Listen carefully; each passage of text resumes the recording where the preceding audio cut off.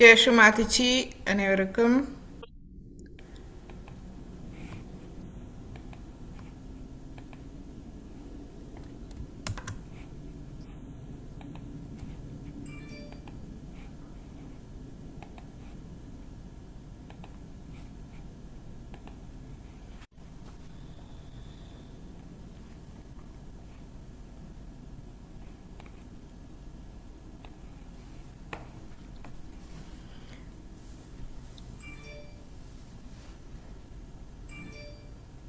அது ஆரம்ப வகுப்பு நாம் ஆகிய சக்கரம் வரை பார்த்து கொண்டிருக்கின்றோம். இன்று நாம்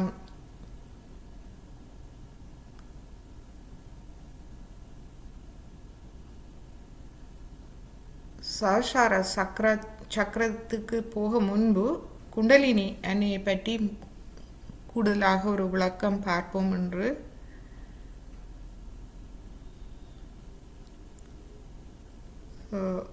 நாம் தியானத்தை ஆரம்பிக்கும் போது நமது கவனம் தலை உச்சிக்கு வரட்டும்.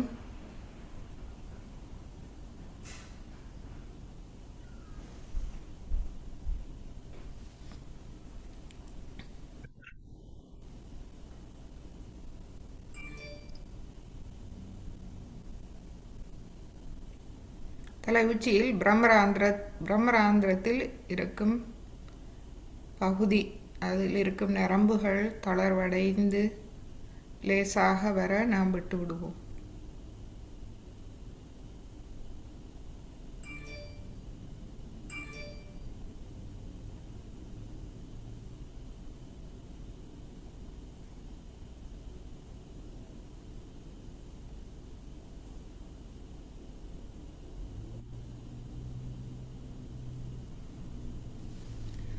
கவனம் பிரம்மராந்திரத்தில் வைக்கும் போது அங்கு நரம்புகள்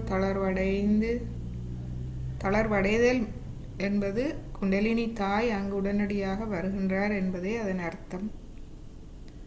அதே நேரம் நமது கைகளிலும் நாம் குண்டலினி தாயின் வருகையை நாம் உணரலாம்.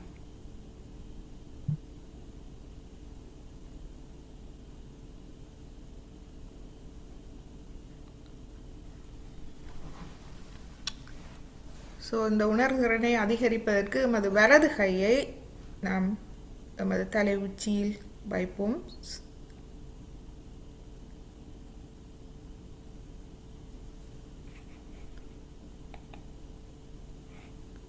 தலை உச்சியில் வைத்து முதலில் தொடுகையை உணருங்கள். அதன் பின்பு குளிர்ச்சியா அல்லது சூடாக அல்லது குளிர்ச்சியாக இருக்கின்றது என்பதை பார்ப்போம். சூடாக இருந்தால் அது முழுவதும் மெதுவாக வெளியேறும். நாம் கவனிப்பது மட்டுமே, அதை கவனித்து கொண்டு இருப்போம்.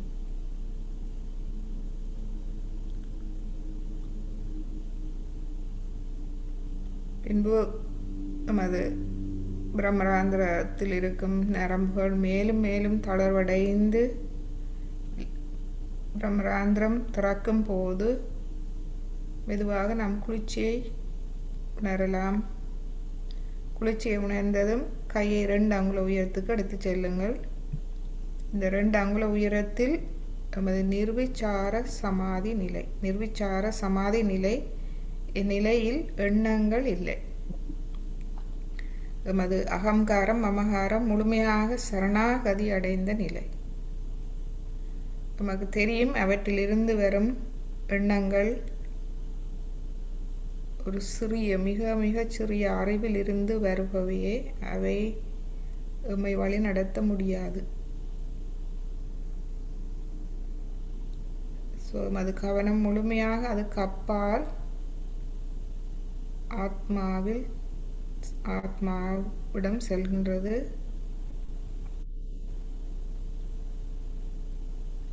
எமது ஆத்மாவுக்கு தலை வணங்குவோம், சரணாகதி அடைவோம். எமது ஆத்மாவுக்கு என்றால் ஆத்மா முழுமையான ஞானம் நிறைந்தது. ஆத்மாவை வழிகாட்ட விட்டுவிடுவோம்.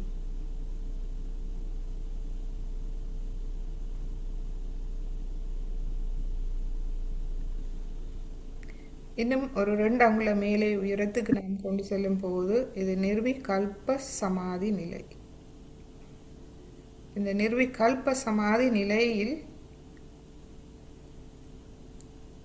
நமது ஞானம், அதாவது இந்த சகஜ அனுபவங்கள், ஆத்ம அனுபவங்களால் எமக்கு சந்தேகங்கள் முழுமையாக விலகுகின்றது.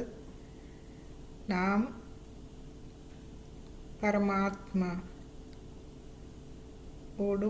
பரமாத்மாவிடம் முழுமையாக சரணாகதி அடைகின்றோம். இந்த நிலை பரமாத்மாவோடு ஒன்றான நிலை. அங்கு கருத்து வேறுபாடு இல்லை, சந்தேகங்கள் இல்லை. முழுமையாக நாம் அந்த ஞானத்தை ஏற்றுக்கொள்கின்றோம். நிலையில் அவதானியங்கள் அந்த பரம சைத்தன்யம், தெய்வீக அன்பு, அதனுடைய அந்த அன்பு நுண் அதிர்வுகளாக, குளிர்ச்சியான நுண் அதிர்வுகளாக நாம் உணர்கின்றோமா என்பதை பார்ப்போம்.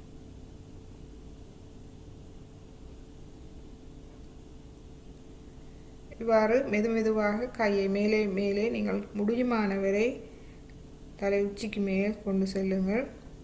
முழுவதும் கையை கொண்டு சென்ற பின்பு 5 விரல்களையும் விரல் நுனிகளையும், எமது வலது கை 5 விரல் நுனிகளையும் ஆகாயத்தை நோக்கி வைப்போம். இந்நிலை எமது இடது நாடியை முழுமையாக தூய்மைப்படுத்துகின்றது.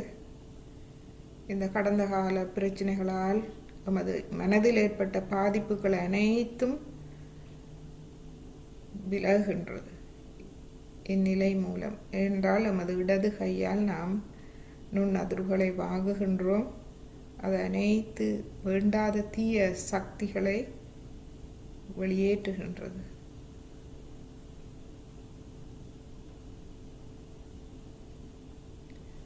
நான் ஒரு தூய ஆத்மா, அதுவே எனது அடையாளம். இப்பொழுது எனக்கு வேறு எந்த அடையாளமும் இல்லை. முழுவதிலும் இருந்து நாம் விடுபட்ட நிலை. நமக்கு இப்பொழுது எந்த விதமான ஒரு பிணைப்பும் இல்லை. எமது முன்னோர்களிடம் பிணைப்பில்லை. தாய் தந்தையர் உறவினர் ஒருவரிடமும் நாம் தனிப்பட்ட இணைப்பில்லை. நான் ஒரு தூய ஆத்மா. அந்த நிலை அதுவே ஒவ்வொருவருடைய நிலையும்.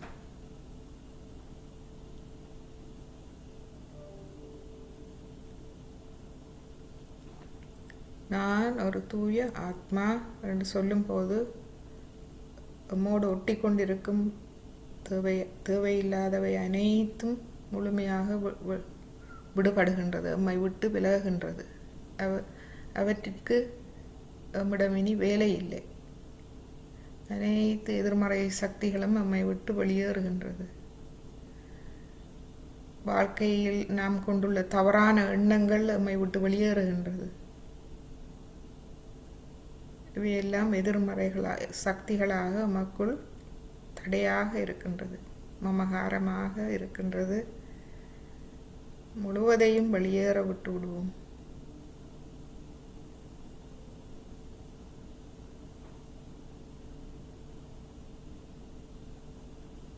நான் ஒரு தூய ஆத்மா, பரமாத்மாவை பிரதிபலிக்கின்றேன். அது எனது இடது இருதயத்தில் ஆத்மாவாக பிரதிபலிக்கின்றேன். அந்த ஆளுமைகள், ஆத்மாவின் தூய நற்பண்புகள், ஆளுமைகள்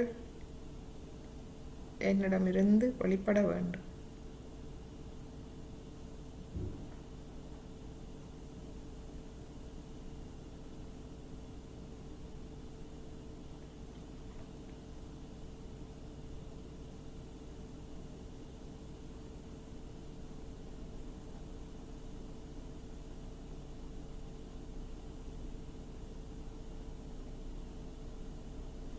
இப்பொழுது எமது வலது கையை மெதுவாக மடக்கி கொண்டு வருவோம். இடது கையை தலை உச்சியில் வைப்போம். இப்பொழுது 2 அங்குல உயரத்துக்கு எடுத்து செல்வோம்.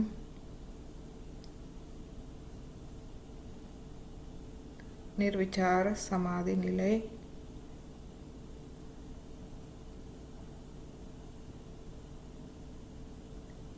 இன்னும் ஒரு 2 அங்குலம் உயரத்துக்கு கொண்டு செல்வோம்.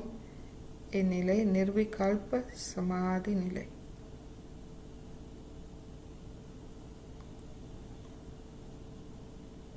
இப்பொழுது இந்த குளிர்ச்சியை உணர்ந்தபடி எமது கையை மெதுமெதுவாக மேலே கொண்டு செல்வோம்.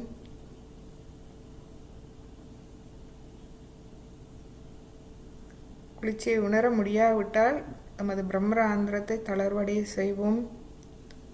நாம் ஸ்ரீ மாதாஜியின் முன்பாக அமர்ந்திருக்கின்றோம். எனவே எம்மை முழுமையாக வெளிப்படுத்துவோம். ஸ்ரீ மாதாஜி, நான் இந்த தெய்வீக அன்பை உணரச் செய்யுங்கள். குளிர்ந்த நுண் அதிர்வுகளாக உணரச் செய்யுங்கள் தாயே.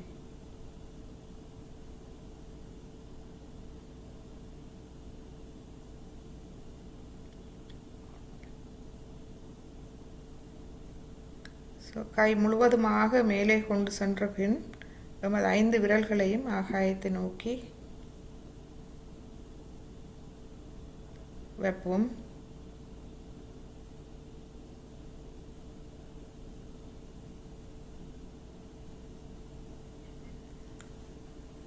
இந்நிலை எமது வலது நாடியை முழுமையாக தூய்மைப்படுத்த வல்லது. வலது நாடியில் இருக்கும் எதிர்மறை சக்திகளால் ஏற்படும் உடல் உபாதைகள் முழுவதுமாக, அதற்கு காரணமான எதிர்மறை சக்திகள் அனைத்தும் முழுமையாக வெளியேறிவிடும்.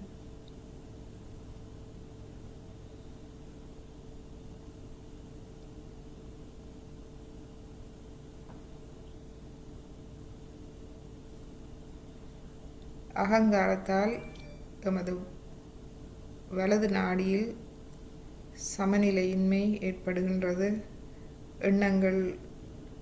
எண்ணங்களுக்கு நாம் முக்கியத்துவம் கொடுத்து அதீதமாக எண்ணங்களில் செயல்களில் ஈடுபடுகின்றோம். இதனால் எமது கிரியா சக்தி, வலது நாடியில் உள்ள கிரியா சக்தி விரயமாகி நமது உடல் சமநிலை இழக்கின்றது. பிரார்த்திப்போம். ஸ்ரீ மாதாஜி, எனது வலது நாடியில் இருக்கும் எதிர்மறை சக்திகள் அனைத்தையும் வெளியேற்றி விடுங்கள் தாயே. எனது எண்ணங்களிலும் செயல்களிலும் எனக்கு சமநிலையை தாருங்கள். எண்ணத்தில் தூய்மை இருந்தால் நமது செயல்களும் தூய்மையாக மாறிவிடும். ஸ்ரீ மாதாஜி, எனது கவனத்தை தூய்மைப்படுத்தி தாருங்கள்.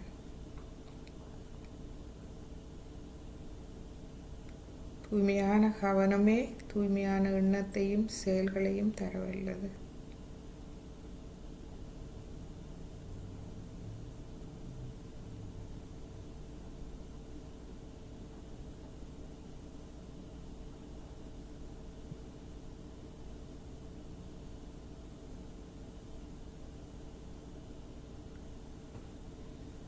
தூய்மையான கவன ஞானத்தால் வருவது. நான் தனித்தவன் அல்ல, பரமாத்மாவின் ஒரு அங்கமாவேன். பரமாத்மாவே எனது கண்ணியமாகும்.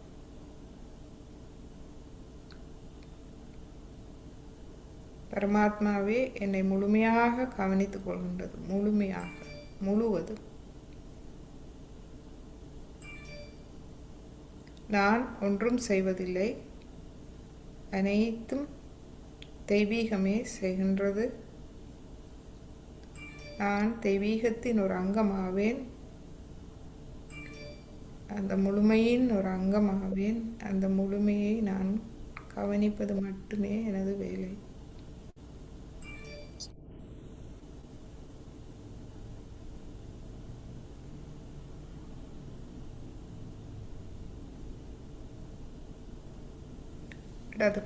வலது பக்கம் லேசாவதை நாம் காணலாம்.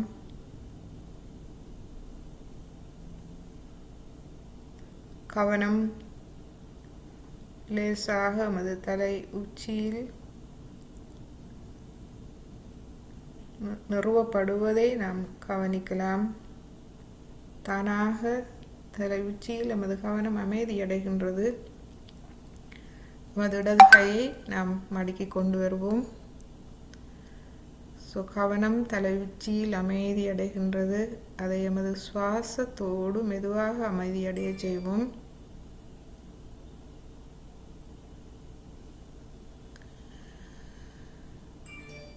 நமது கவனத்தை சுழுமுனை நாடிக்கு கொண்டு வருவோம். நமது நடு நாடி,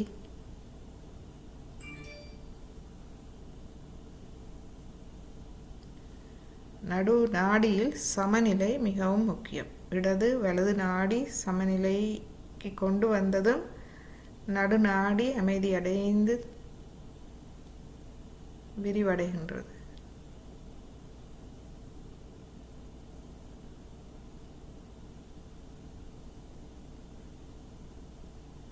மூலாதார சக்கரம் 4 இதழ்களை கொண்டது. ஒரு இதழ் கீழ்நோக்கி பூமியோடு இணைப்பை ஏற்படுத்துகின்றது. எமக்கு எம்மை முழுமையாக தூய்மைப்படுத்துகின்றது. எமக்கு சமநிலையை தருகின்றது. அதுபோல் இன்னொரு இதழ் இடது பக்கம் ஆத்மா ஆளுமைகளை எமக்கு தருகின்றது. வலது பக்கம் நமக்கு முழுமையான ஞானத்தை தந்து அந்த ஞானத்தில் நாம் முழுமையாக சரணாகதி அடைகின்றோம். அதனால் எமது கவனம் முழுமையாக தூய்மை அடைகின்றது. ஞானத்தால் எமது கவனம் முழுமையாக தூய்மை அடைகின்றது. 4வது இதழ் சுழுமுனை நாடி வழியாக மேல் நோக்கி எமது சஹஸ்ராரத்துக்கு செல்கின்றது. நமது சுழுமுனை நாடியில் சமநிலையை நிறுவி சுழுமுனை நாடியை அமைதிப்படுத்தி விரிவடைய செய்து, புல்லாங்குழல் போல் விரிவடைய செய்து நமது சஹஸ்ராரத்தில் இருக்கும் 1000 நரம்புகளையும் தளர்வடைய செய்கின்றது. ஒளி ஊட்டி தளர்வடைய செய்கின்றது.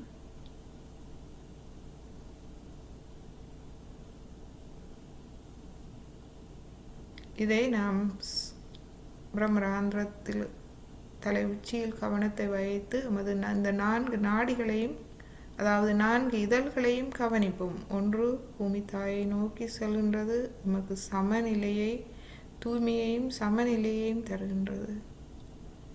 2வது நாடி இடது பக்கம் ஆத்மாவின் அனைத்து நற்பண்புகளையும் ஒளியூட்டி எமது இருதயத்தை ஒளியூட்டுகின்றது.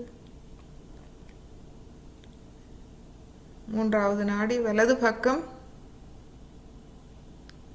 எமது கல்லீரலை ஒளியூட்டி எமது கவனத்தை அறிவூட்டுகின்றது. கவனம் அறிவூட்டப்பட்டதும் அமைதி அடைகின்றது, தூய்மை அடைகின்றது.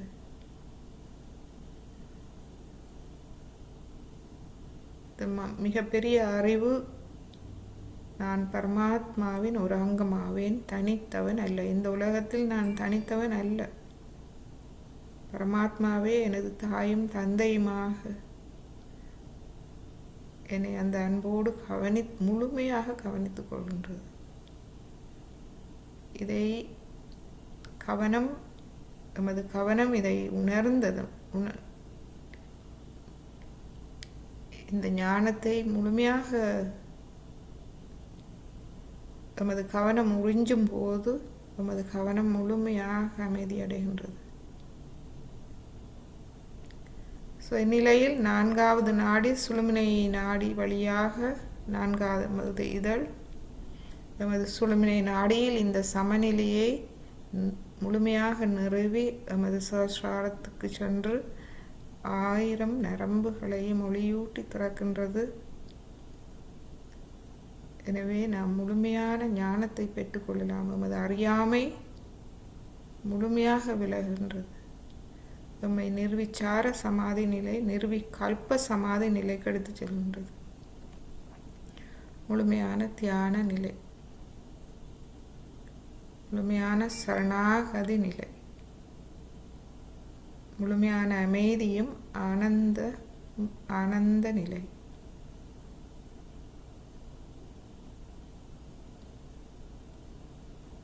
இது அனைத்தும் குண்டலினி தாய் நமது சுழுமுனை நாடி வழியாக மேலே வந்து நமது 1000 நரம்புகளை மொழியூட்டி நம்மை தியான நிலைக்கு எடுத்து செல்கின்றது. இந்த தியான நிலை எமது ஆத்மா பரமாத்மாவோடு இணையும் நிலை. தாயே எம்மை எடுத்து செல்கின்றார்.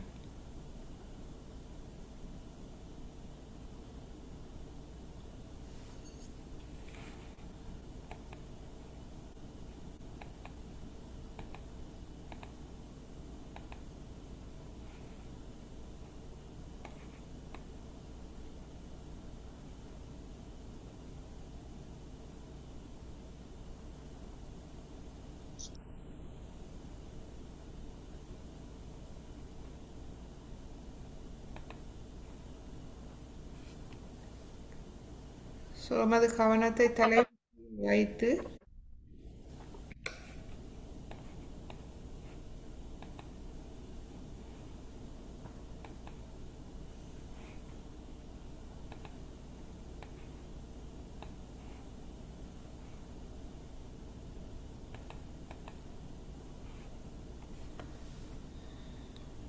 பொறுமை, அமைதி, சாட்சி நிலை, எதிர்வினை இல்லை. ஏனென்றால் நமது கவனம் இப்பொழுது முழுமையான ஞானத்தை அறிவை பெற்றிருக்கின்றது. எனவே அங்கு எந்த விதமான எதிர்வினையும் இல்லை. முழுமையான சரணாகதி தியான நிலை நம்மை முழுமையாக நாம் வெளிப்படுத்துகின்றோம். நமக்கு முன்னால் நமது குரு ஸ்ரீ மாதாஜி இருக்கின்றார். நம்மை நாம் முழுமையாக வெளிப்படுத்தும் போது அவருடைய ஆதி குண்டலினியின் பிரதிபலிப்பே எமக்குள் இருக்கும் குண்டலினி அன்னையாகும். அந்த தொடர்பு ஏற்படுகின்றது. ஸ்ரீ மாதாஜியின் குண்டலினியோடு நாம் தொடர்பு கொள்கின்றோம். ஆதி குண்டலினி, ஆதி சக்கரங்கள், இவை எமது சக்கரங்களை, எமது நாடி நரம்புகளை, எமது குண்டலினி அன்னையை வலுப்படுத்துகின்றது. நாம் செய்ய வேண்டியது எம்மை முழுமையாக வெளிப்படுத்தி அதை பெற்றுக்கொள்வது மட்டுமே. எம்மை முழுமையாக வெளிப்படுத்துவோம். நமது நாடி நரம்புகளை தளர்வடைய செய்வோம். இருதயத்தை திறப்போம்.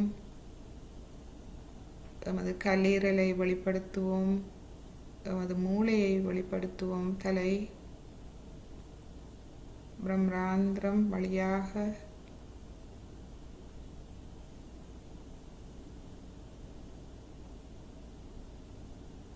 இந்த தெய்வீக அன்பு சக்தி நமக்குள் வேலை செய்ய விட்டுவிடுவோம்.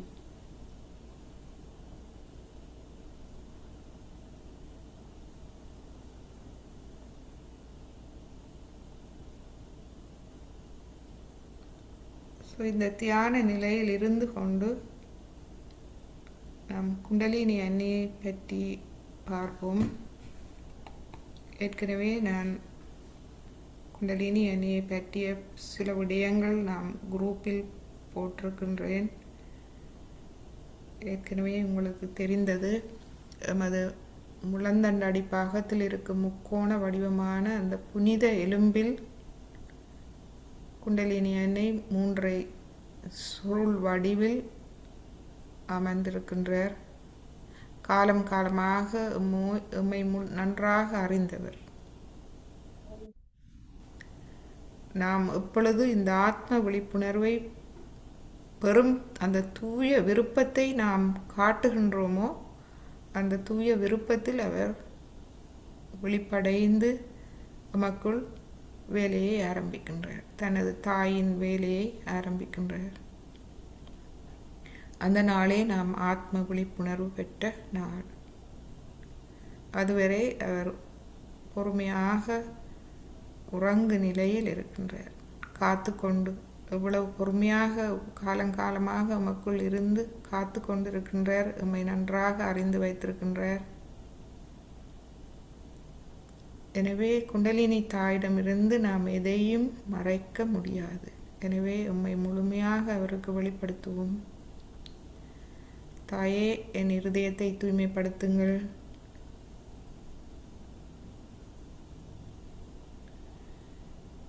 என் கல்லீரலை தூய்மைப்படுத்தி எனது கவனத்தை தூய்மைப்படுத்துங்கள்.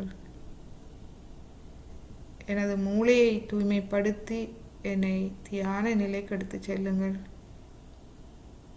எனது மூளையை தங்களுடைய ஞானத்தால் வழிநடத்துங்கள். எனது அகங்காரமோ மமகாரமோ அல்ல, அதற்கு அப்பால் தங்களுடைய ஞானத்தால் என்னை முழுமையாக வழிநடத்துங்கள் தாயே.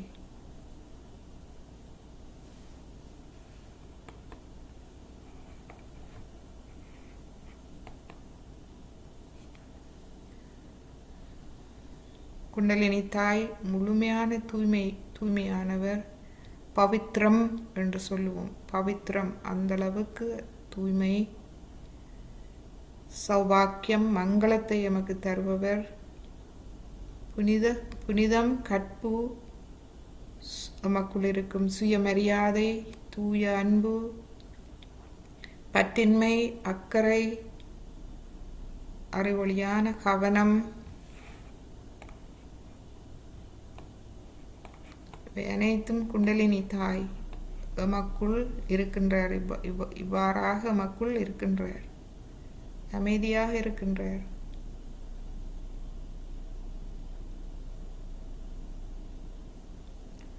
தாய் தன் குழந்தை மகிழ்ச்சியாக இருக்க வேண்டும் என்பதை மட்டுமே விரும்புவார். அதற்காக எமக்குள் விழிப்புணர்வு அடைந்ததும் அந்த வேலையை ஆரம்பிக்கின்றார். எம்மை தூய்மைப்படுத்தி எம்மை மகிழ்ச்சி, அதாவது சரியான பாதையில் எம்மை எடுத்து சென்று எமக்கு ஒரு மகிழ்வான, அமைதியான, ஆனந்தமான வாழ்வை தருவதே அவருடைய நோக்கம். எனவே நாம் அவரிடம் சரணடைய வேண்டும். தாயிடம் சரணடைவோம். அவரை வேலை செய்ய விட்டுவிடுவோம். எமது அகங்காரம் மமகாரத்தை அமைதியடைய செய்து அவருடைய ஞானத்துக்கு நாம் தலைவணங்கி எம்மை முழுமையாக வெளிப்படுத்தி சரணாகதி செய்து நாம் அவருடைய வேலைகளை அவதானிப்போம்.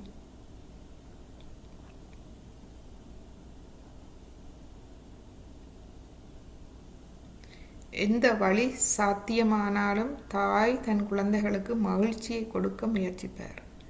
அதேபோல் இந்த குண்டலினிக்கு ஒரே ஒரு சக்தி மட்டுமே உள்ளது, தன் சொந்த குழந்தைகளுக்கு எப்படி மகிழ்ச்சியை கொடுப்பது என்பதோடு அதை அவர் செய்கின்றார். முழுமையாக சரணடைந்து விட்டீர்களானால் குண்டலினி தாயிடம் முழுமையாக எந்த ஒரு சந்தேகமும் இல்லாத நிர்விகல்ப சமாதி நிலை, முழுமையாக அவரிடம் சரணடைவோம். இந்த குண்டலினி தாய், எமக்குள் இருக்கும் குண்டலினி தாய் ஆதி குண்டலினி தாயின் பிரதிபலிப்பு. நாம் சரணடையும் போது முழுமையாக அவர் முழுமையாக நம்மை ஏற்று நம்மை வழிப்படுத்த வழிகாட்டுகின்றார். அதை நாம் பெற்றுக்கொள்ள வேண்டும். அமைதியான நிலையில் நமது தூய கவனத்தால் அதை நாம் பெற்றுக்கொள்ள வேண்டும்.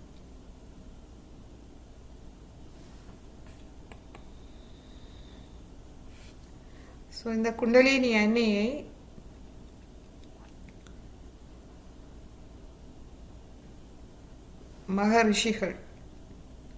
மகரிஷிகள், அதாவது முன்பு வந்த புனிதர்கள், ஞானிகள், மகரிஷிகள் இந்த குண்டலினி அன்னையை பலவிதமாக கண்டறிந்து தரிசித்து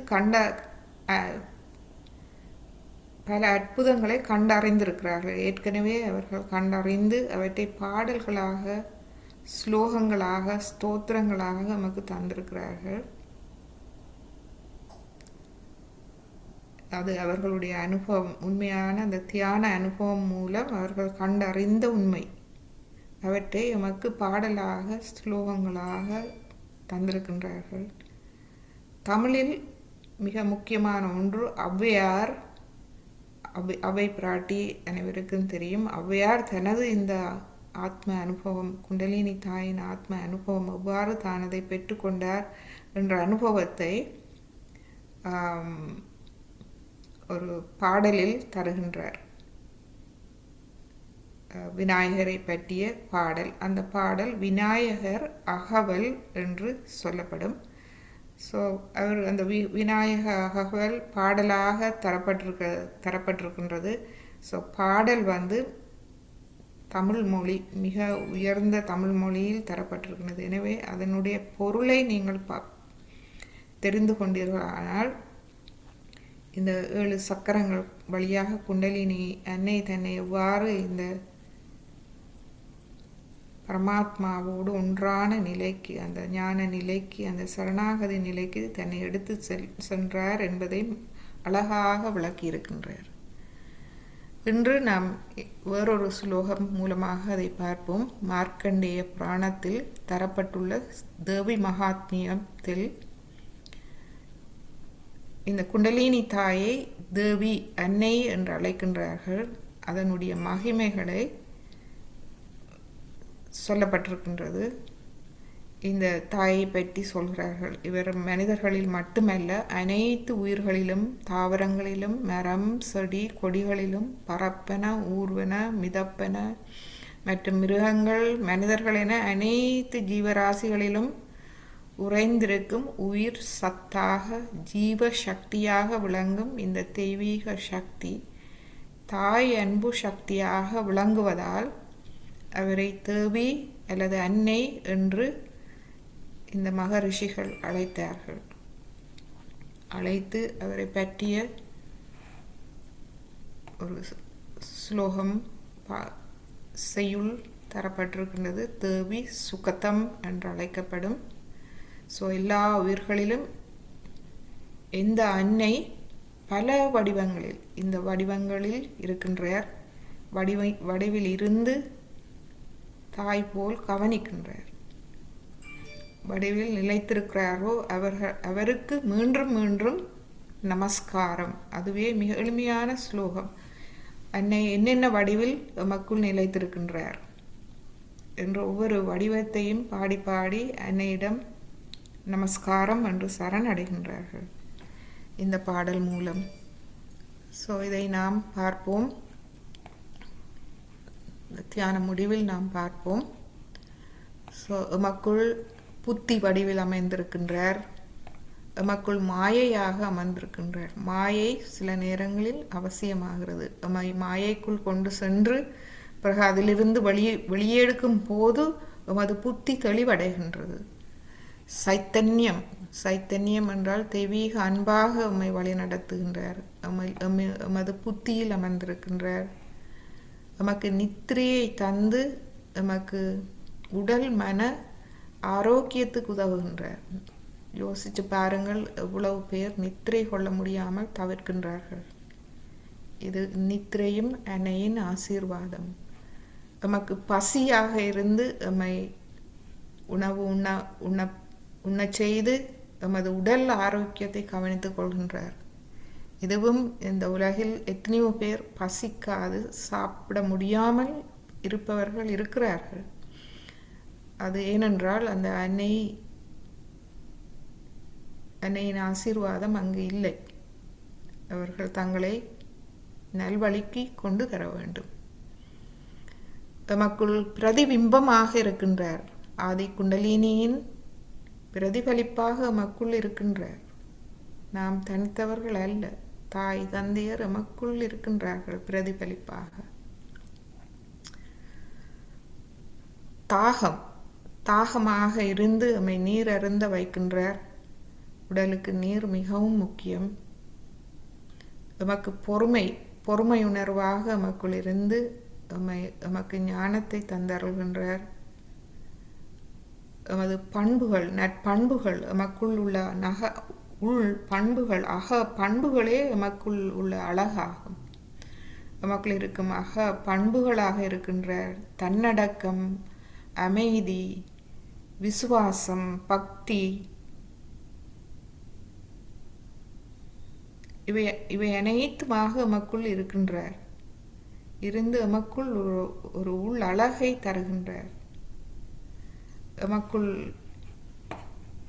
இருக்கும் இந்த ஆத்மாவின் நற்பண்புகளே எமது செல்வமாகும். எமது செல்வம் அதுவே. லக்ஷ்மி என்று சொல்லுவோம். செல்வமாக இருக்கின்றார். எமக்குள் எமது மனம் ஒரு நற்பண்பு நிறைந்த ஒரு எமது மனதை நற்பண்பு நிறைந்ததாக மாற்றுகின்றார். எமக்குள் ஞாபக சக்தியாக இருக்கின்றார். எமக்கு ஞாபக சக்தியை தருபவரும் அன்னையே. கருணை வடிவமாக எமக்குள் இருக்கின்றார். கருணை அன்பு தந்து எமது இருதயத்தை வளம்படுத்துகின்றார். இருதயத்தில் ஒரு சுகத்தை தருகின்றார். இந்த நல் உணர்வுகளை எமது இருதயத்தில் நிரப்பி எமக்கு இருதயத்தில் ஒரு அன்பான ஒரு நல்ல ஒரு சுகமான உணர்வை தருகின்றார். எமக்கு மன நிறைவை தருகின்றார். எமக்குள் இந்த தூய்மை, இந்த அன்பு, இந்த இருதயம் அன்பால் நிரம்பி கருணையால் நிரம்பி ஒரு சுக உணர்வு வரும்போது எமக்குள் ஒரு ஆனந்தம், மன நிறைவு வருகின்றது. மன நிறைவாக எமக்குள் இருக்கின்றார்.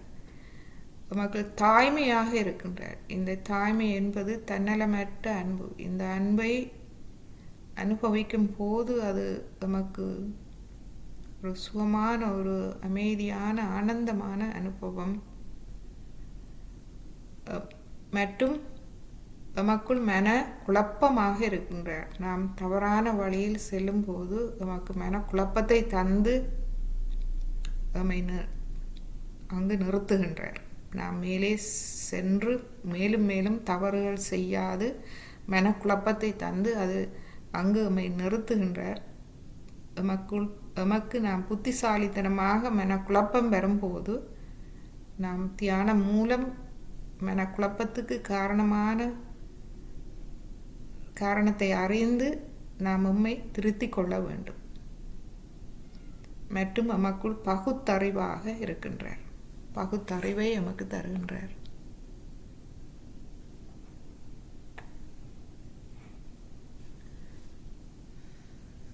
இந்த பாடலை நாம் தேவி சுக்தம் இதை நாம் பிறகு கேட்போம்.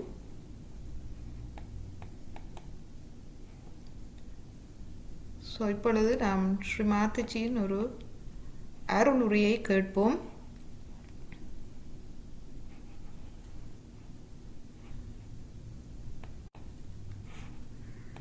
ஸ்ரீ மாதாஜி இந்த தேவி சுக்தம் பற்றி விளங்கப்படுத்துகின்றார். அவருடைய விளக்கத்தை கேட்ட பின்பு நாம் அந்த தேவி சுக்தம் கேட்போம். குண்டலினி அன்னையின் இப்பொழுது முழுமையான விளக்கம். குண்டலினி அன்னை என்பது எமது தூய விருப்பம் மட்டுமல்ல. அந்த தூய விருப்பத்தால் எமக்குள் இந்த அன்னையின் ஒவ்வொரு வடிவங்கள் விழித்தெழுகின்றது. அன்னையினுடைய ஒவ்வொரு பண்புகள் எமக்குள் விழித்தெழுகின்றது. அவற்றை நாம் பார்ப்போம்.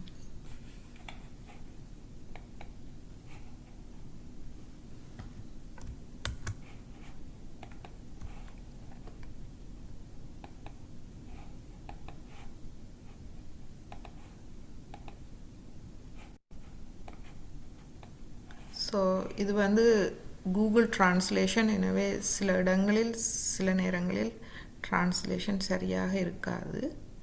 எனவே ஆங்கில இதையும் கவனியுங்கள். Today is the 6th day of Navratri.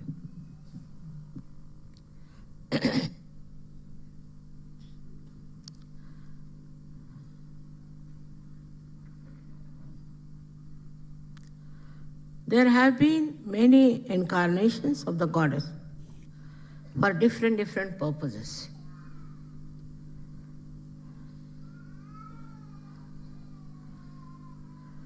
But when the great saints introspect themselves, who were worshipping the mother, they found out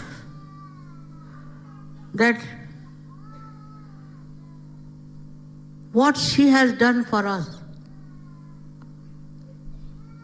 The other day I told you the dharma is the innate valency of human beings. And there are 10. This is already established within us, but we deviate from dharma and all the problems come in. Because to leave the dharma is not a human quality.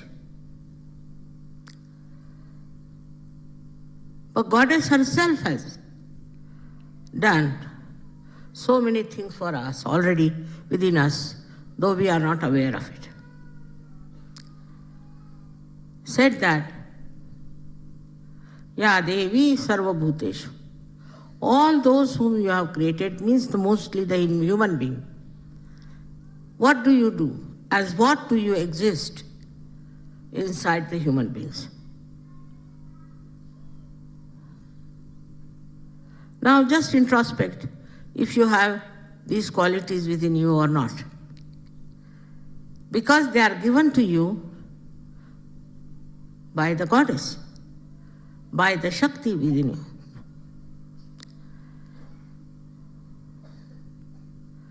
Like Ya Devi Sarvabhuteshu Shanti Rupena Samsthita. It's very important that you exist within human beings as peace.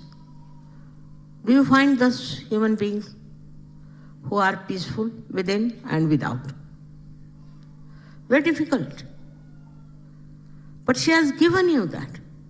She has given you that peace which you have to achieve. Now it comes because you have fallen off your human dharmas. So this peace that she has given you, you have to achieve through your ascent, through the Kundalini awakening. You are excited, all right? Or you want to take revenge, you want to hurt others, you want to trouble others. You enjoy sometimes. Even as Sahaja-yogis, people enjoy hurting others, troubling others. So, the second one she says is, Ya Devi Sarvabhuteshu Priti Rupena Samsthita. Priti is the quality of loving. That a human being has been given the quality of loving. But it's not there. Because first nonsensical thing human beings have is jealousy. Now, supposing I give some present to somebody and some present to another one. Even in Sahaja Yoga, they feel jealous. Very surprising. How can you? When the Goddess has given you the quality to love. Very, very common nonsense about it is that human beings are very jealous. But as Sahaja Yogis, you should not. Because that quality that the Goddess has given you is of loving. That quality should be shown. On the contrary, you are very jealous. That means you are not a Sahaja Yogi, blessed by Sri Mataji. No. If you are blessed, then you will have no jealousy whatsoever. And this jealousy sometimes goes to this extent, like, now we are, say, from Kabela. So you are from Alvera. Finished. These so close to each other, just like the two nostrils together. But there will be jealousy. There will be jealousy about why not mother come to my country if you can go to that country. So this comes also from the ignorance that this is mine, this is mine, this is yours. This jealousy starts in such a funny manner that we do not realize also that she has given us the power to love. Tremendous power to love. Inauspicious power, or cannot be, but auspicious, dharmic power to love somebody. Means without any lust and greed, without any jealousy. But the human mind has developed itself so cunning that it is proud that it can be jealous of someone. Out of this jealousy only greed comes in, as I told you. It's a fact. Because you feel jealous, so you want to buy the same thing, then you must compete with others. If somebody has got a job better than yours, then you must compete. These things are all destructive. And the powers of Goddess are constructive. She gives you all the powers that are absolutely constructive. Then she says, Ya Devi Sarvabhuteshu, the saints have said it. Kshama Rupena Samsita. Kshama is what you call is the forgiveness. Forgiveness from the heart. All right, somebody has been cruel to you, has been nasty to you, has exploited you, have troubled you, but you have the power, greater power to forgive. Do we use that power to forgive?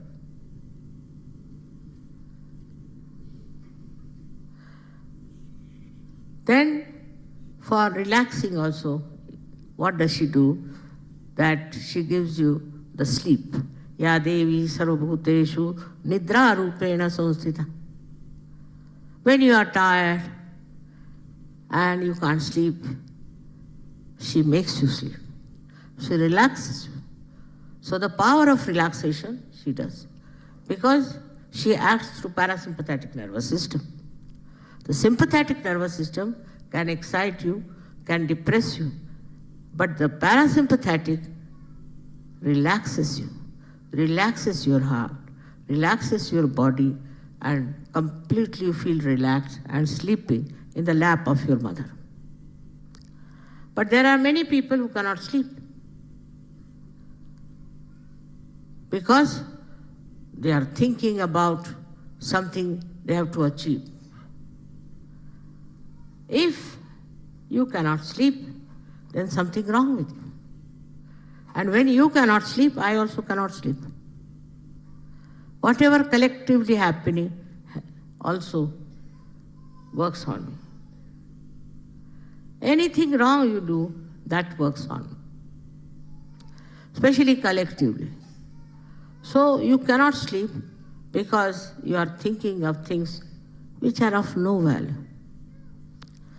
Now to overcome that, in Sahaja Yoga, we know we have to go into thoughtless awareness. The most interesting thing that the mother has put in you is Ya Devi Sarvabhuteshu Bhranti Rupena Samsthita. She puts you into delusion. Because sometimes the children cannot understand unless until they face the delusion. They have to face the delusion. She allows you to go wrong to a point where you discovered you are lost. Very important it is that she plays, this is the Mahamaya part as this. And this is discussed in every religion, that we get lost with this delusion. Now, what are the delusions we have? We have the delusions of ego. Ego for men as if they are very powerful, that they can do what they like, and no, they are not going to be punished for it. For women, they to behave in the same manner. They don't understand that this is a delusion the mother has given into us for us to find out that we are in the wrong. Because if you tell somebody this is wrong, you don't do it. Still, they are not matured enough, so they'll go on doing wrong things. So the mother says, all right, go on. Very nice. Very good. Very good thing. You jump in the sea, jump. Then when you realize that you have been in a delusion, then only you can return back. Otherwise, without any problem, you cannot return. So many of you are so obstinate, so self-conscious. Whatever one may tell you, you will not listen. Whatever way you may try to convince, on a mental level, you won't. So the Bhranti, the delusion, is beyond the mind. It is beyond the mind. It works out sometimes very well for difficult people. Now when you are in a position of a mother, you don't want your child to be ruined, naturally. She feels responsible. And she thinks that now they have got connection with the divine. And this connection should not be broken. That they should be all the time blessed and be happy. All this is within us. Within us, built in. From our very childhood. But we forget. Slowly, slowly, we start losing it. Maybe the conditioning is such, or maybe the ego is such. And maybe that they forget that they are realized souls. I am talking to you, to people who are realized souls. I am not talking to people who are already lost or who may be on their way to Sahaja Yoga.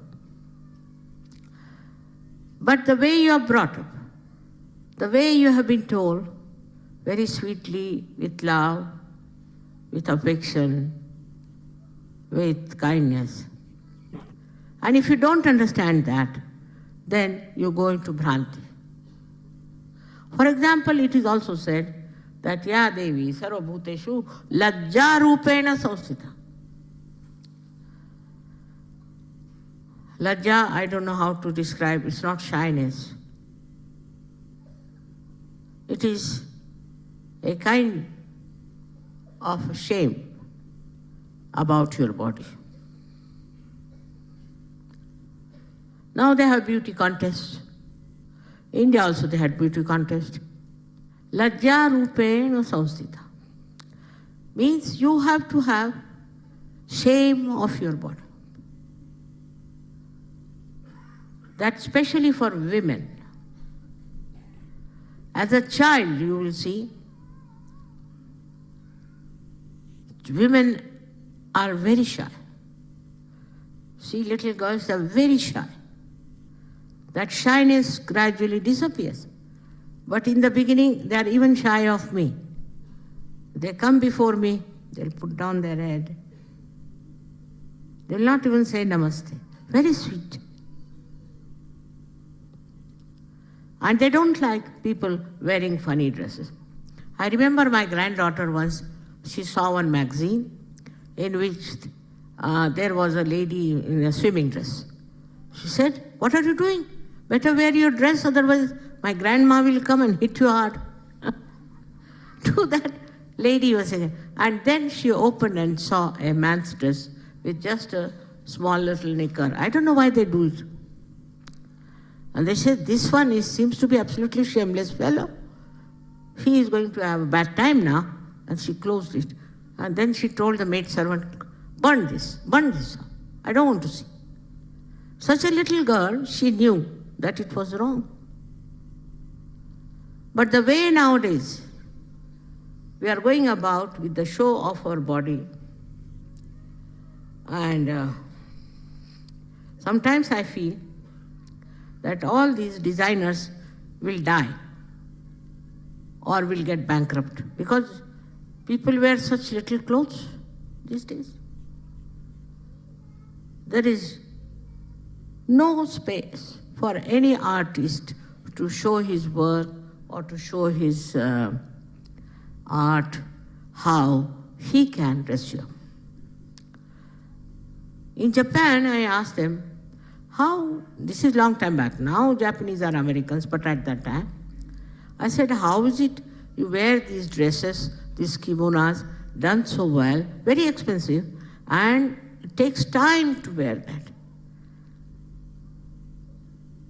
So they said that, you see, if God has made a beautiful body, then it is His art. And we have to make our art decorated. So what we do is to make our art to decorate it.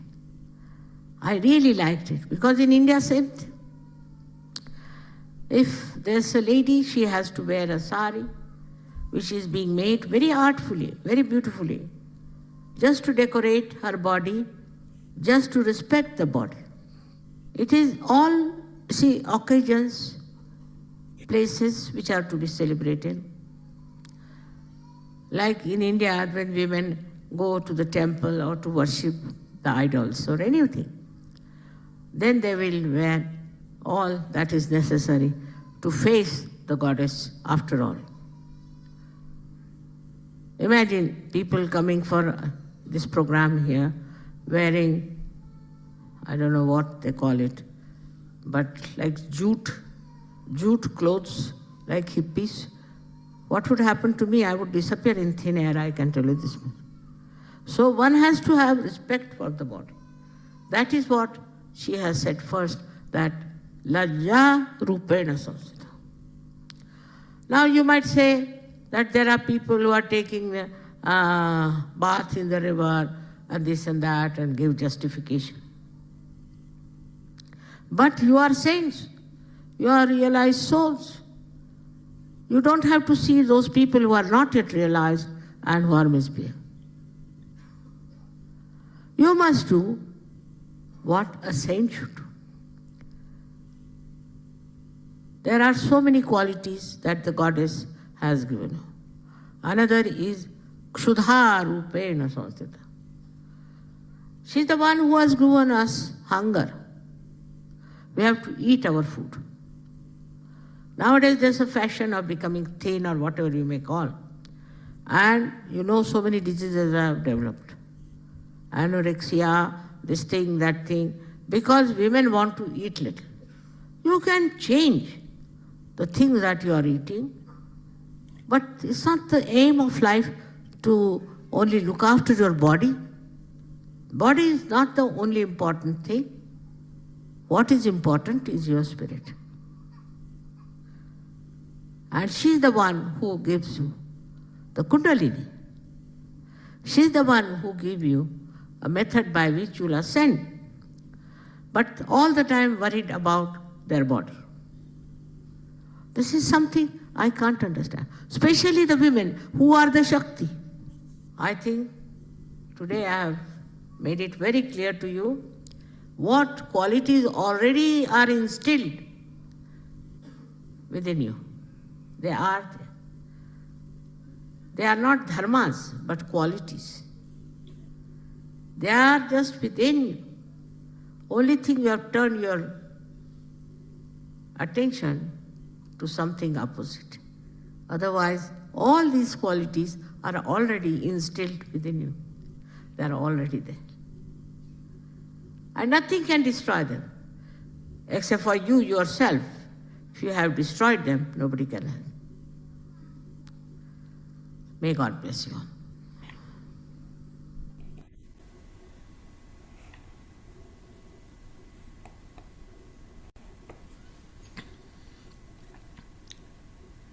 So இப்பொழுது நாம் அந்த தேவி சுக்தம் பாடலை கேட்போம்.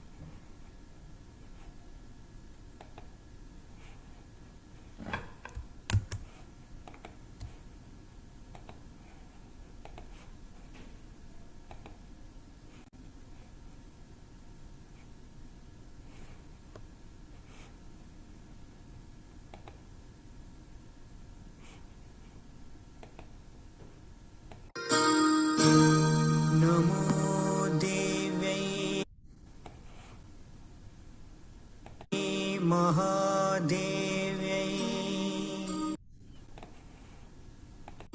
शिवायै सततं नमः। नमः प्रकृत्यै भद्रायै नियता प्रणता स्मृता। रौद्रायै नमो नित्यायै गौर्यै धात्रै नमो नमः। ज्योत्स्नायै चेन्दूरूपिण्यै सुखायै सततं नमः। कल्याण्यै प्रणतां वृद्ध्यै सिद्ध्यै कूर्मो नमो नमः। नैरुध्यै भूभृतां लक्ष्म्यै शर्वाण्यै ते नमो नमः। दुर्गायै दुर्गपारायै सारायै सर्वकारिण्यै ख्यात्यै तथैव कृष्णायै धूम्रायै सततं नमो नमः। अतिसौम्यातिरौद्रायै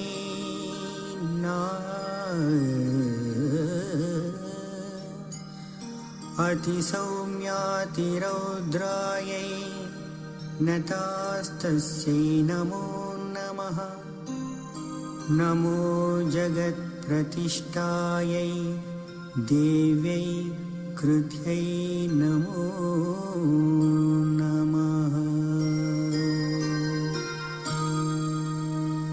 या देवी सर्वभूतेषु विष्णुमायेति शब्दिता नमस्तस्यै नमस्तस्यै नमस्तस्यै नमो नमः। या देवी सर्वभूतेषु चेतनेत्यभिधीयते नमस्तस्यै नमस्तस्यै नमस्तस्यै नमो नमः। या देवी सर्वभूतेषु बुद्धिरूपेण संस्थिता नमस्तस्यै नमस्तस्यै नमस्तस्यै नमो नमः। या देवी सर्वभूतेषु निद्रारूपेण संस्थिता नमस्तस्यै नमस्तस्यै नमस्तस्यै नमो नमः। या देवी सर्वभूतेषु क्षुधारूपेण संस्थिता नमस्तस्यै नमस्तस्यै नमस्तस्यै नमो नमः। या देवी सर्वभूतेषु छायारूपेण संस्थिता नमस्तस्यै नमस्तस्यै नमस्तस्यै नमो नमः। या देवी सर्वभूतेषु शक्तिरूपेण संस्थिता नमस्तस्यै नमस्तस्यै नमस्तस्यै नमो नमः। या देवी सर्वभूतेषु कृष्णारूपेण संस्थिता नमस्तस्यै नमस्तस्यै नमस्तस्यै नमो नमः। या देवी सर्वभूतेषु शान्तिरूपेण संस्थिता नमस्तस्यै नमस्तस्यै नमस्तस्यै नमो नमः। या देवी सर्वभूतेषु जातिरूपेण संस्थिता नमस्तस्यै नमस्तस्यै नमस्तस्यै नमो नमः। या देवी सर्वभूतेषु लज्जारूपेण संस्थिता नमस्तस्यै नमस्तस्यै नमस्तस्यै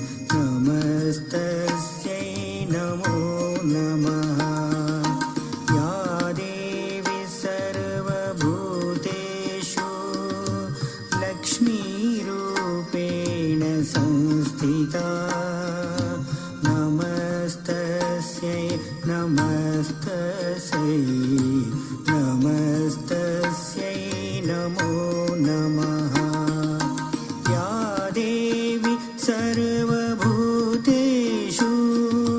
वृत्तिरूपेण संस्थिता नमस्तस्यै नमस्तस्यै नमस्तस्यै नमो नमः या देवी सर्वभूतेषु स्मृतिरूपेण संस्थिता नमस्तस्यै नमस्तस्यै नमस्तस्यै नमो नमः या देवी सर्वभूतेषु दयारूपेण संस्थिता नमस्तस्यै नमस्तस्यै नमस्तस्यै नमो नमः या देवी सर्वभूतेषु तुष्टिरूपेण संस्थिता नमस्तस्यै नमस्तस्यै नमस्तस्यै नमो नमः या देवी सर्वभूतेषु मातृरूपेण संस्थिता नमस्तस्यै नमस्तस्यै नमस्तस्यै नमो नमः या देवी सर्वभूतेषु भ्रान्तिरूपेण संस्थिता नमस्तस्यै नमस्तस्यै नमस्तस्यै नमो नमः नमस्तस्यै नमस्तस्यै नमस्तस्यै नमो नमः नमस्तस्यै नमस्तस्यै नमस्तस्यै नमो नमः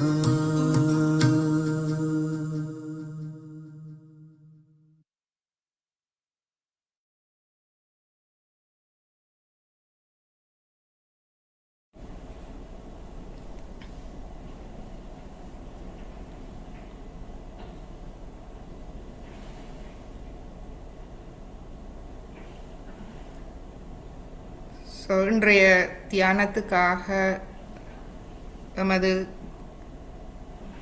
தெய்வீக அன்னை தெய்வீக குரு ஸ்ரீ மாதாஜி அவர்களுக்கு எமது சிரம் தாழ்த்தி அனந்த கோடி நமஸ்காரங்கள் அனந்த கோடி நன்றிகளை தெரிவித்து அன்னை உம்மை மிக எளிமையாக இந்த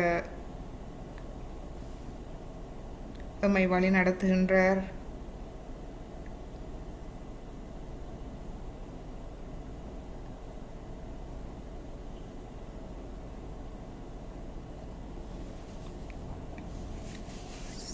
எமது இதயபூர்வமான அனந்த கோடி நன்றிகளை தெரிவித்து குண்டலினி அன்னையை எழுப்பி கவசமிட்டு இன்றைய தியானத்தை நாம் முடித்துக்கொள்வோம்.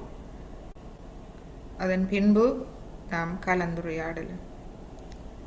முதலாவது தடவை மெதுவாக குண்டலினி அன்னையை எழுப்பி ஒரு முடிச்சு போட்டுக்கொள்வோம். குண்டலினி தாயை எமது கவனத்தோடு நாம் முடித்து வைக்கின்றோம்.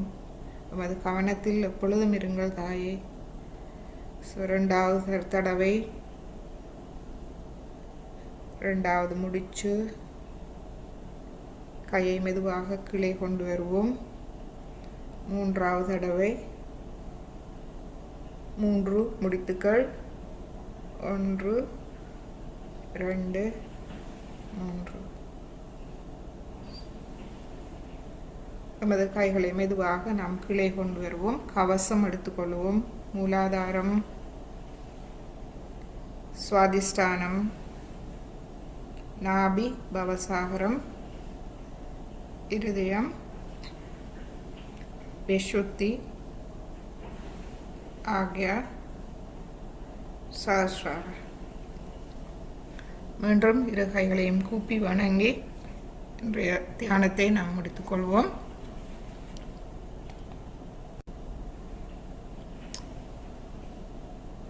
ஸோ ஃபேஸ்புக் மூலமாகவும் ஜூம் மூலம் இணைந்த அனைத்து அன்பர்களுக்கும் நமது அன்பான வணக்கங்களும் நன்றிகளும். உங்களுடைய அனுபவங்கள் அல்லது கேள்விகள் இருந்தால் நாம் இப்பொழுது கலந்துரையாடலாம்.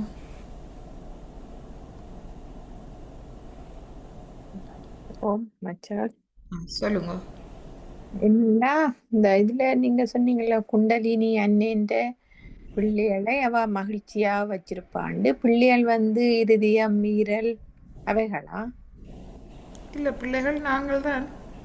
சரி சரியா. எங்களுக்குள்ள இருக்கிற குண்டலினி தாய் ஒவ்வொருவருடைய சொந்த சொந்த தாய். ஓ ஏண்டா இப்போ உங்களுக்குள்ள இருக்கிற அந்த குண்டலினி சக்தி உங்களோட காலங்காலமா இருந்து வருது. ஓ உங்களை பற்றி தெரிஞ்சது அவதான். ஓ உங்களுக்கும் அவருக்கும் இடையில உள்ள உறவு தாய் பிள்ளை உறவு தான். சரி சரியா. சரி சரியா. அப்ப என்னண்டு மகிழ்ச்சியா வைக்கிறது, எங்களை உள்ளுக்க இருந்து எங்களோட எல்லாத்தையும் கவனிக்கிறேன். உடல் ஆரோக்கியம், உள ஆரோக்கியம், ஓ மனங்கள், உணர்வுகள், அதுகளின் ஆரோக்கியம், ஆத்ம ஆரோக்கியம், ஆத்ம ஆரோக்கியமா எல்லாத்தையும் கவனிக்கின்ற. என் ஆத்மா குடி இருக்கிற இடம்தான் எங்களோட உடல். அப்ப உடலையும் கவனிக்கின்ற. ஓ அப்ப எல்லாத்தோடும் தொடர்பு இருக்குது. அப்ப எங்களோட இதயம் கல்லீரல் எங்களோட கவனம், ஓ இதயம் ஆத்மா இருக்கிறது, மூளை தான் எங்களோட சஹஸ்ராரம் இருக்கிற இடம். என்ன ஓ ஸோ அது எல்லா உறுப்புகள், எல்லா உடல் தொழிற்பாடுகள் எல்லாத்தையும் வழி நடக்கும். என்னென்ன மாதிரி கவனிக்கிறான்னு இதுல சொல்லப்படுது. என்ன வேண்டும், ஓ நித்திர தேவை, அமைதியா இருக்கிறா, அன்பா இருக்கிறா, மனக்குழப்பத்தை தெளிவுபடுத்துறா. தெளிவுபடுத்தி. என்ற சில நேரங்கள்ல எங்களுக்கு விளங்காது சிலதுகள். ஓ கொஞ்சம் பிளவிட்டு தான் நாங்க படிக்க வேணும். படிக்க வேணும். அப்ப அப்படியான சந்தர்ப்பங்கள்ல எங்களை பிளவிட வைக்கிறா. வச்சுட்டு பிறகு திரும்ப ஓ அதுல இருந்து தெளிவுபடுறது. தெளிவுபடுத்துறா. ஏன்னா சில நேரங்களில் அனுபவம் எங்கட பிள்ளைகளே நாங்கள் அனுபவிச்சிருக்கிறோம். என்ன சில நேரத்தில் சொல்லா கேட்க மாட்டோம். ஓகே போய் செய்து கொண்டு வாண்டா, அடிபட்டு கொண்டு வேறவி நம்புறாங்க. ஓ உண்மைதான். அப்பதான் விளங்குது அது எதுவும் அந்த ஆத்மபூர்வமா உணர்ந்தாத்தான் அவை இந்ததுல ஒரு தெளிவா விளங்கி கொண்டு எங்களோட இது தெளிவான கதைகள், பேச்சுகள் எல்லாம் தெளிவா இருக்கும். எல்லாம் சொல்லு கேட்காங்க. சொல்லு கேட்க மாட்டேன்.